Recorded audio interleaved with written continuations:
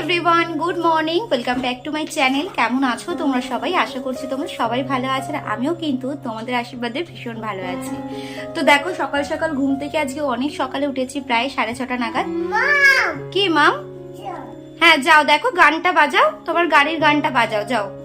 তো ওইদিকে রিহুকে খাইয়ে খাইয়ে ফ্রেশ করে নিয়েছি, ওর বাবাকে টিফিন করে দিয়েছি, ও চলে গেছে। তো এই যে আমি এখন টিফিন নিয়ে বসেছি, আজকে করেছি স্যান্ডউইচ। তো চলো এখন খাওয়া যাক, এরপরে যাব রান্না বান্না করতে, তারপর রিহুকে স্কুলে পাঠাবো।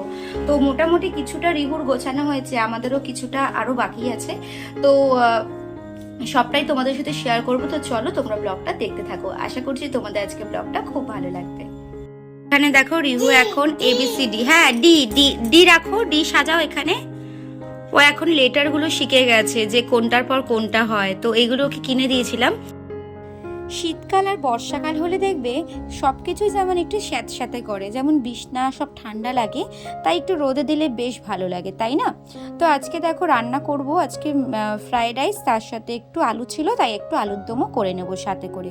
কেন আমরা কিছুদিন পর ঘুরতে যাব, তো কিছু বাজার করেছিলাম সেগুলো তো খেতে হবে, তাই না? হয়তো নষ্ট হয়ে যাবে, তো ভাবলাম সব কিছু ভেজিটেবলস দিয়ে একটু চাল দিয়ে ফ্রাইড রাইসের মতোই খেয়ে নিই। প্রত্যেকদিন একঘেয়ে আমি ভাত খেতে ইচ্ছা করে না, তো আজকে তার জন্য আলুর দম আর তার সাথে হচ্ছে ফ্রাইড রাইস খাবো। তো এদিকে দেখো রিহুকে একটু চুলটা কাটাতে নিয়ে এসেছি, তারপর ওকে নিয়ে যাব স্কুলে।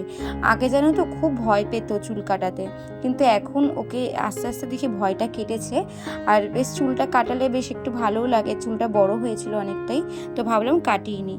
আর এই দেখো রিহু সেলুনে বসেও সবাইকে জিভ দেখাচ্ছে আর দুষ্টামি করছে।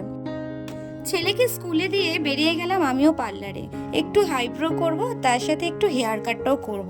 হেয়ারটা দেখলাম একদমই নষ্ট হয়ে গেছে, রিহু হওয়ার পরে এত পরিমাণে চুল ওঠে মানে বলার মতো না। তোমাদের কার কার এই সমস্যাটা হয়েছে অবশ্যই একটু আমাকে জানিও। জানি না কি মাখলে চুলটা পড়া বন্ধ হবে, মানে ভয় পাই মাথা আঁচড়াতে, এতটাই পরিমাণে চুল ওঠে। তো এই দিদিভাইয়ের কাছেই আমি হেয়ার কাটিং করাই, ভীষণ ভালো করে, এবং তোমার এর হাতে চুলটাও বাড়ে, তো ওর জন্য ওর কাছেই আমি হেয়ার কাটিংটা করাই। তো এদিকে বললো একটু হেয়ার কাটিং করবো, আর ফেসিয়াল আমি করি না, ফেসিয়াল বাড়িতেই করে নিই আমি। তো দেখো ও হেয়ার কাটটা করছে, আর এই হচ্ছে হেয়ার কাটের লুকটা, কেমন হয়েছে জানিও। আজকের মতো টাটা, আবার দেখা হবে কালকে।